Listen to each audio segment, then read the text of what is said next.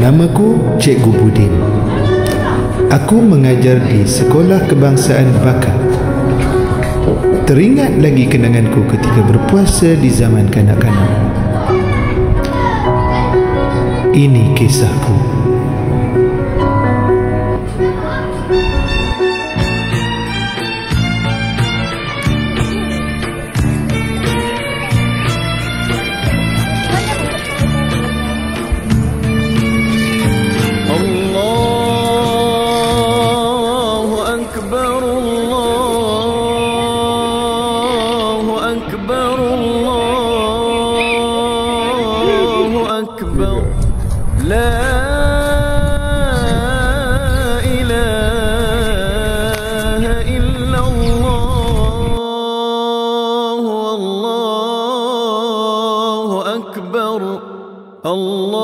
Allahu Akbar walillahil hamd.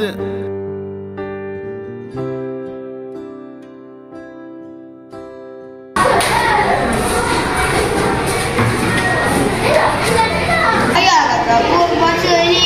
Kau tak puasa, sana kau tak puasa pun. Mana kau tahu puasa? Jom susah. Kalau kamu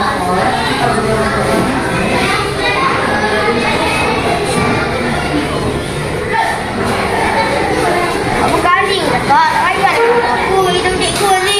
Susah aku. Susah. Cikgu tak marah ke kau? Tak. Tengok je cikgu tu. Tuan tengok. Okey. Cikgu. Tadi saya nampak ada orang makan dekat sana cikgu. Jom kita pergi sana, jom. Okey. Ni cikgu orangnya. Baik, kamu buat apa ni?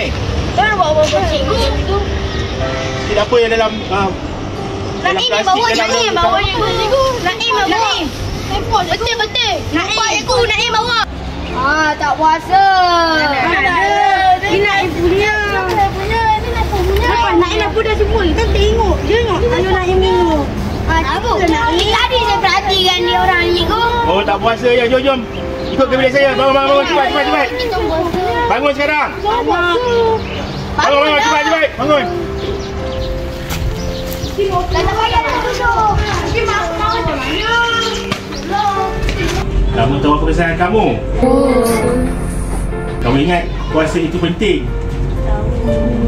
Tadi Naim yang beli. Betul nak nanti kita makan. Jadi macam mana? Nak buat lagi tak? Tak nak. Kali ni saya bagi maaf kepada kamu orang. Jika nak buat lagi, okey, tahulah aku tidak akan diambil. Makan saya cikgu. Makan saya cikgu. Okey, kamu dah boleh balik ke kelas masing-masing. Terima kasih cikgu.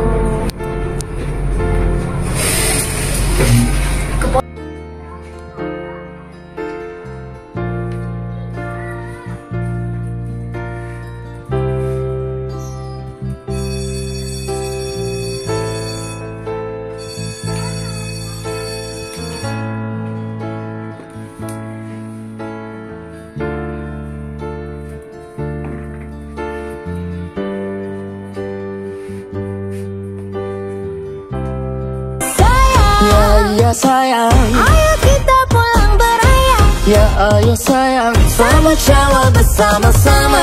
Jumpa semua yang lama tak jumpa. Meriah lain macam.